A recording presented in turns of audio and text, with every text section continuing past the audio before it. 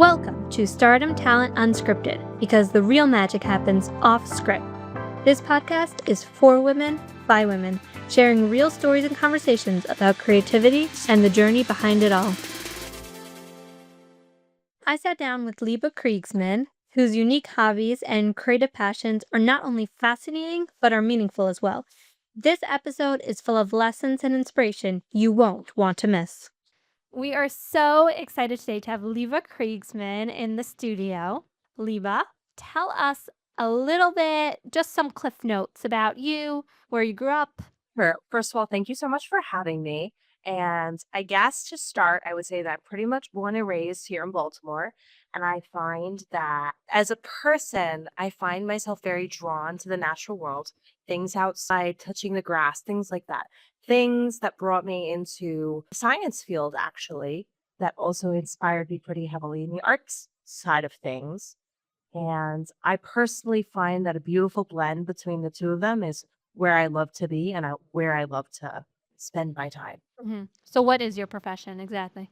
So professionally, I'm actually a teacher, and I professionally on the side am a ceramic artist, pottery.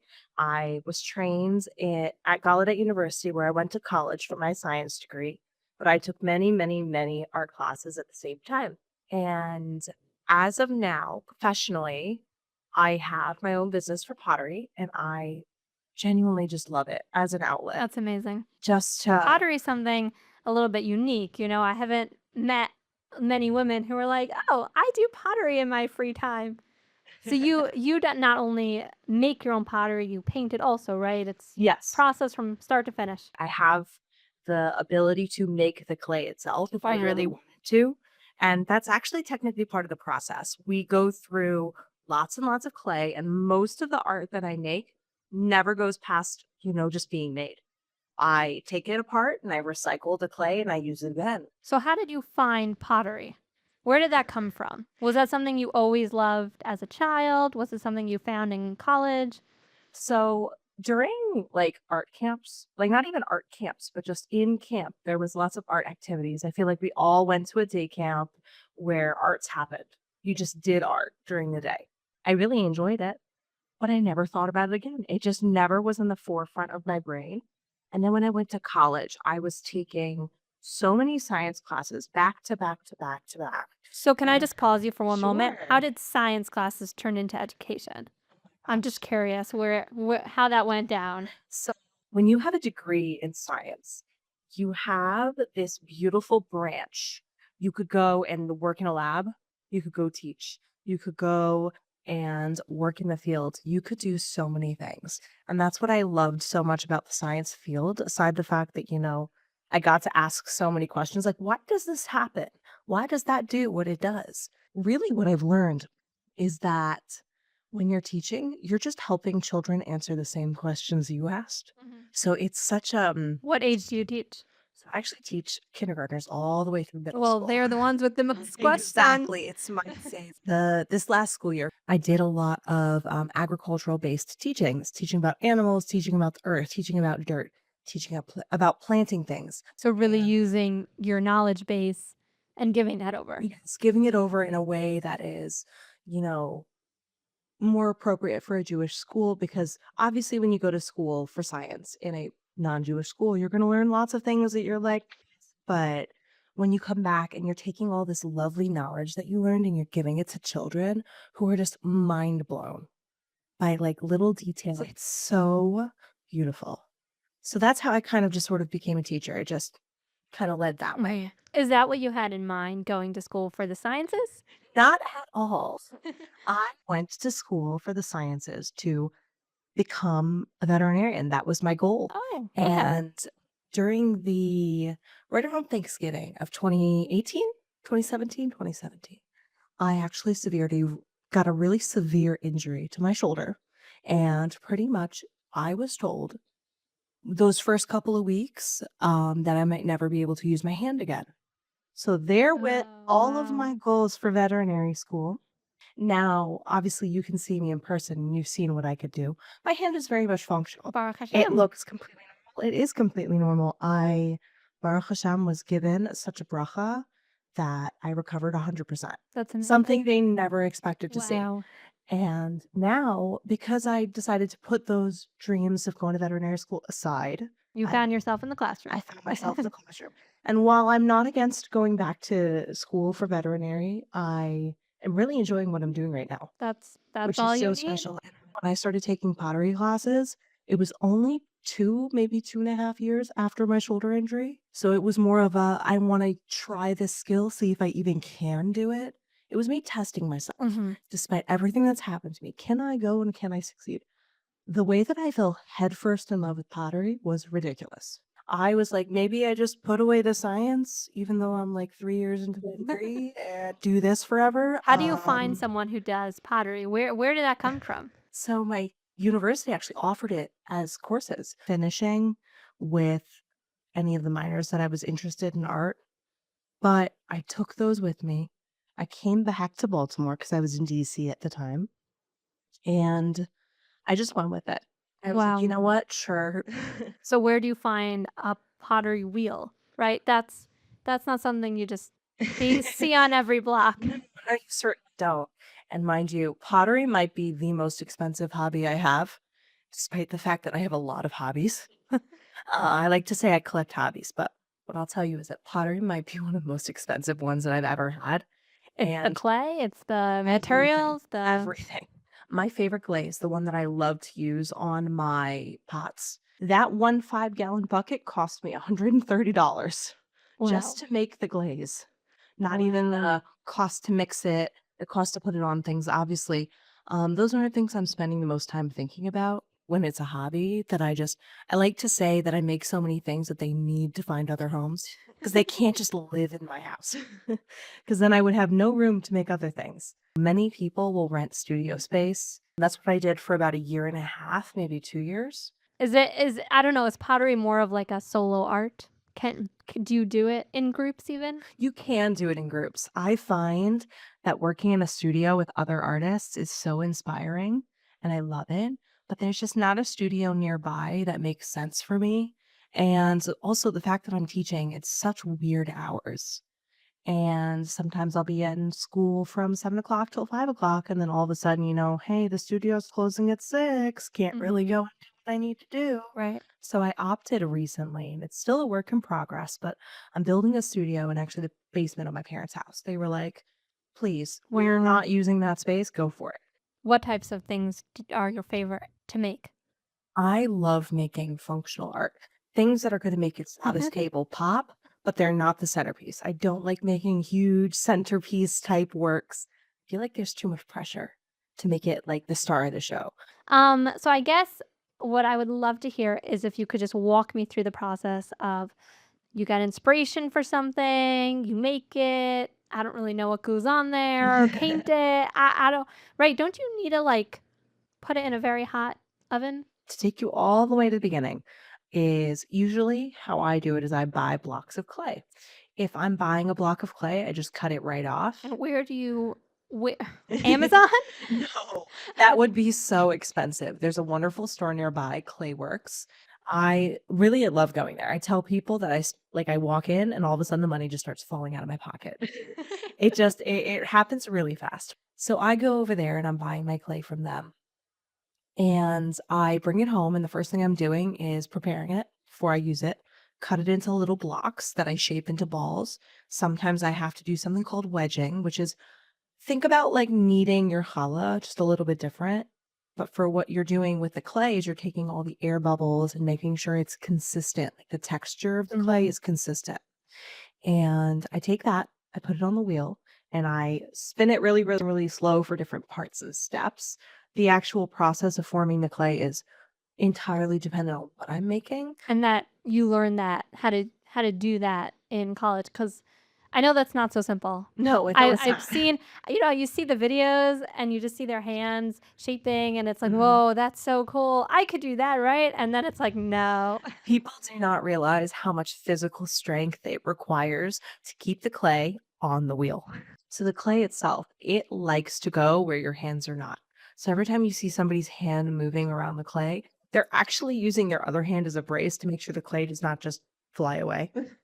Oh, You're using wow. a lot of force, and you're effectively trying to brute force this piece of clay, this lump of clay, into a different shape, something it's not supposed to do. And every single particle of the clay has memory. You'll hear people talking about maybe warping or shifting. And sometimes after we take these really hot pieces of clay out of the kiln too soon, the clay cools down too fast, and those particles will just change. And all of a sudden, your round plate is now taco shaped. That's bizarre. It's bizarre, it's crazy, and it is we like to say that we just, we have to pray when Put you it in put it and pray. you put it in. So, the actual process of making the clay is very like, the actual clay products is pretty much shaping, trimming, which we do after maybe, like, 24 hours. It dries enough that it's still soft, but not too soft. We call this stage leather hard versus what we call wet clay, which is plastic. I did not choose the terms nor the definition, but that's what we use. So when the clay is leather hard, I take really sharp tools and I put it back on the wheel and I trim it. I finalize the shape that I want. I'll put a foot ring on it, put my stamp on it with my logo on it, and then it sits and it dries very slowly for about a week. Because if you dry anything too quickly, it just cracks. And so after it's fully dry and there's no water in it, it is so fragile that if you pick it up wrong, you will break it. Really? Yes, it Wow. is that easy to break. And then I got to take it and bring it to the kiln and hope I don't break it on the way there. So I put it in the kiln. We use something called a biscuit firing. You'll often hear me call it a That, I biscuit. guess, is at a studio, meaning Yes, I'll tell that you. just can't be anywhere. Cannot. Superheated oven. The just a bisque firing is 1,000 degrees. Wow. Yeah, Fahrenheit. And Wow. that's really hot. And the amount of exhaust that comes off of a kiln, I would not be putting in my parents' basement. So I take it somewhere else and I pay for somebody to bisque fire. When that's done, I get to bring it home and then I get to do I guess for some people, it's the only relationship they have to pottery is painting it. But for me, I hate this part. Oh, The really? actual process of putting the glazes on the pottery is not my favorite. If I'm sitting at like a paint a pottery piece or something like that, sure, I'll enjoy it that way. But when I'm doing it with my work, I'm like, okay, can I like just take it, put it in the bucket, and be done? That's effectively what I do. I use something called a dip glaze. People are most used to painting glazes, where you have to paint it on with multiple layers, and then it'll look okay. But for me, my glazes are so watered down that because a bisque fired piece is so porous, it's not fully vitrified, which means what vitrified means is it takes away all of the air pockets. It won't be absorbing any sort of water. So it's almost like halfway done. Exactly. We half bake it, Uh-huh. in a sense. And pretty much what happens is this completely wet glaze, when I dip it in, it takes in a bunch of water and coats itself with the glaze. So I don't have to do any work beyond that, aside maybe making it look pretty after because it's water, it'll drip, it happens. Mhm. I think because we have to trust the kiln so much, and even if you fire it the exact same way, the numbers look the exact same as the last firing, could come out totally different. Fascinating. And because I don't sit there and do the firings myself, it is so much time. You have to actually sit and watch the kilns most of the time. And that could take 1 to 3 days, depending, start to finish. I guess we're talking about like a 2-week process here. Far least. longer than at least a month. Oh, at least a month. Mhm. Wow. So for me, I actually have some pieces that aren't even glazed sitting in my studio. They've been sitting there since October. Oh, So, yes, things have a tendency of sitting in the back burner, and Baruch Hashem, I'm very excited to be having a larger amount of production coming up soon when I have my studio fully set up. That's amazing. When do you expect that it'll be done? My hope is by the end of the summer. It could be Wow, way sooner okay. than that. I think one of the hardest skills on the wheel is repetition. Making a piece look exactly like another one. I remember my final exam in college for my real class. was making 3 plates that were pretty much identical. And I sat there, probably Wow. made over 40 plates. And I was like, "How on earth does anyone do this?" Well, I guess it's almost like so amazing to have things that are not made from a mold because then it's like there's almost something special about each one that's different, that's unique, that, and you know that someone's work really went into it as opposed to just, you know, a production line. One of my favorite things about handmade pottery is that I can pick up somebody else's work, something that they made by their hands, and know exactly where their hands went just based on how they shaped it, where they Fascinating. put the Wow. hand. It's not necessarily a skill you need to know pottery to do, but to have the skill of knowing, like, oh, I can see exactly what this artist was trying to do. I can get where they were coming from is such a fun skill to have. Because I'll walk through art markets and I get to pick up things, I get to feel things. Maybe some artists are very clean. They don't like to have any reminiscent traces of their hands on their work, but you can still see it. You Interesting. can see the amount of time they spent refining their shapes and their forms and how they just let it be in some places. And they were like, no, no, no, we're not doing this in other places. Hmm. It's a fascinating thing for me, at least, that every single piece of art that I make has imprints of my hands in it in some way, shape, or form. Wow, that's cool. Mhm. That's very cool. Idea to have a piece that really means something in a way that you really can see the work someone put in. It's fascinating. Do you know other from women that do this? I've never met someone who did pottery before, handmade with a wheel, and it's just so cool. I know of people who, tried it once. So there's one from woman I know who did something called production pottery, where everything that she did looked exactly the same as her last one. Like that was what she did professionally, was effectively Fascinating. sit on her wheel and make in large I quantities guess like the same. sets, Yeah. like plates and bowls and Yeah.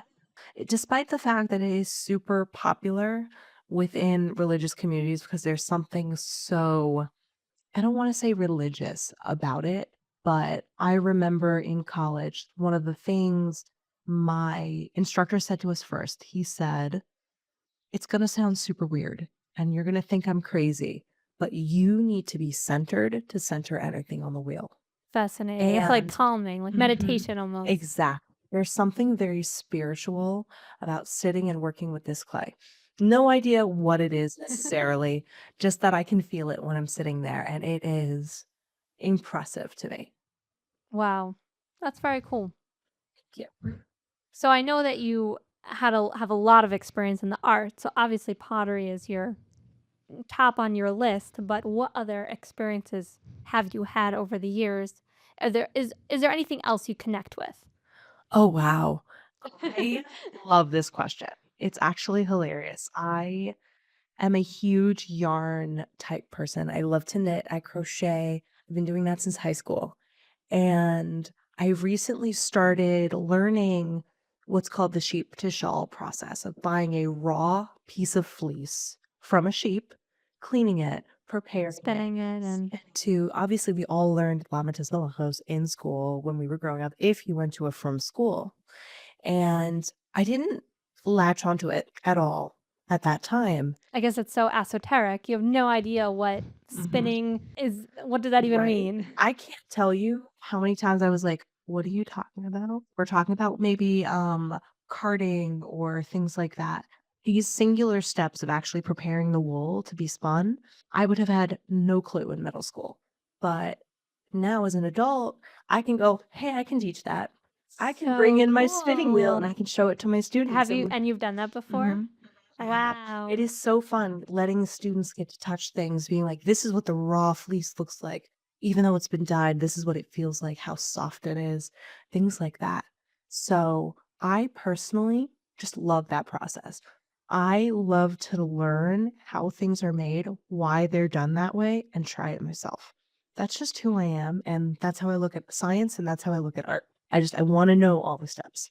That's amazing. Such a fun thing for me. It's very hands-on. I'm a very hands-on person, but there's something conceptual to it. It helps me, I guess, connect more to Torah and Shabbos, because obviously we're not supposed to do any of these things on Shabbos. That's what we're taught. Right. But learning the process and getting excited about it makes me go, oh, okay. And I think that because these concepts are so abstract to young children, because they're like, what do you mean you take this wool and you turn it into yarn? I just go to the store and I buy the yarn. Or they Like, don't even buy the yarn, or they they buy don't. a scarf. Exactly. It's these abstract thoughts, and I feel like sometimes I'm like, I just wanna go back in and reteach and just be like, "Hi, here are all the physical items. You don't have to, convince your class to go on a Sunday trip to the Sheep and Wool Festival," or whatever it is. Um, but there's just so many things about the world and art and how they're, like, blended together, they go hand in hand. Because oftentimes you meet people who are, like, either really artsy and they look at math and go, "Oh my gosh, I'm gonna die." And then you have all the scientists who are like, "Paints? Me? You sure?" It's almost like they're holding hands, but we only see one hand or the other. It's like, "No, no, no, they're, like, actually holding hands. You can't separate them." I guess a lot of people also don't take that step. Like you said, you were always into knitting, and there could be lots of people who like to knit, but they would never take that step to try to, go to the source. It's just kind Mhm. of like I buy my yarn, and that's what I do. Exactly. I feel like there's so many fun things that could be talked about and could be done, but we just don't. That's why I'm a big believer in education outside of school, teaching yourself something, going and taking a class, learning something, putting your interests on the front burner for a moment and going, okay, I want to try something new, be adventurous. So, what do you do with your things after you create them? So that's the hard part. I arrive at this decision where I'm like, okay, do I want to keep this for myself or do I want to find a new home for it? Because, like I said, I cannot keep everything. I would have the largest collection. I would feel like such a hoarder. Like, I think just my first pottery class, I came home with 30 different items that I Wow. still have. And I'm like, I use them pretty regularly, but could I sit there and go, well, I'm going to keep all of them? I can't do that. That would be crazy.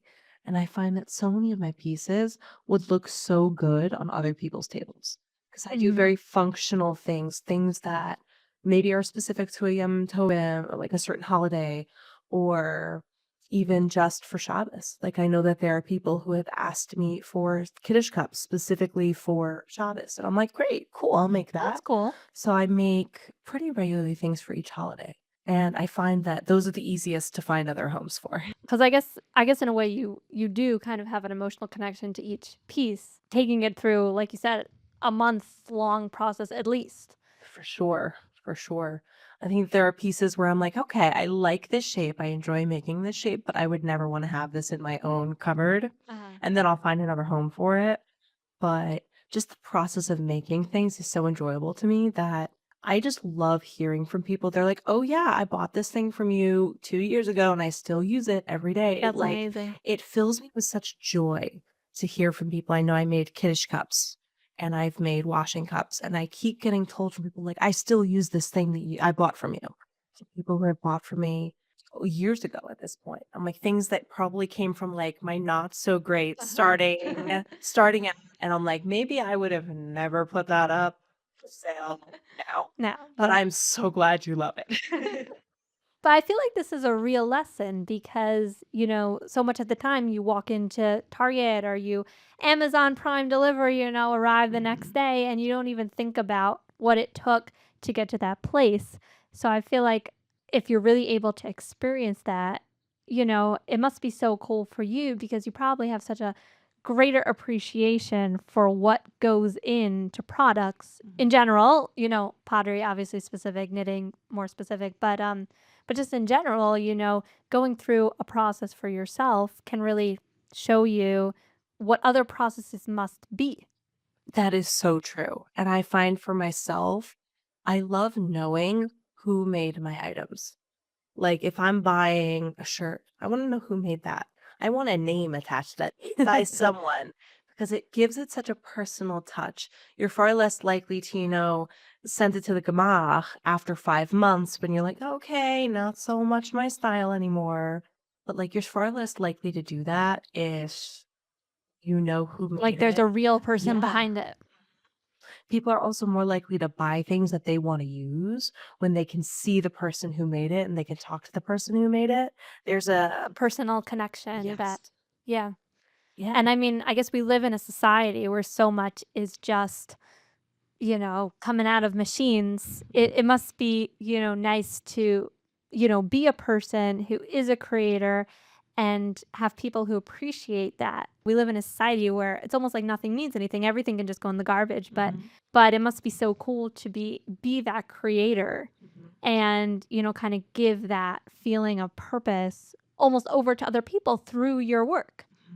And I say from the bottom of my heart, there is such a materialistic thing to feeling an attachment to a piece. It's different when I spoke with the person who made it and they told me how much they love this piece and I feel their joy in it.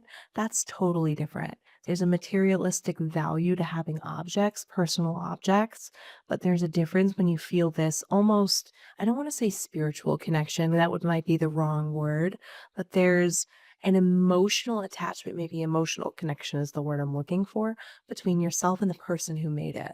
There's this directness where in a world where we're so detached, Right. I think that that's such an important part of enjoying things. And I know many people who are like, wow, after learning and developing my spirituality and becoming closer to Hashem, they'll walk outside and they'll go, whoa, it feels so different now. Because they see the world. Yes, they see with the fingers and the hands of the creator and everything. And then Wow. all of a sudden you're like, oh, obviously there's no universe where anyone's comparing themselves to HaKadosh Baruch Hu.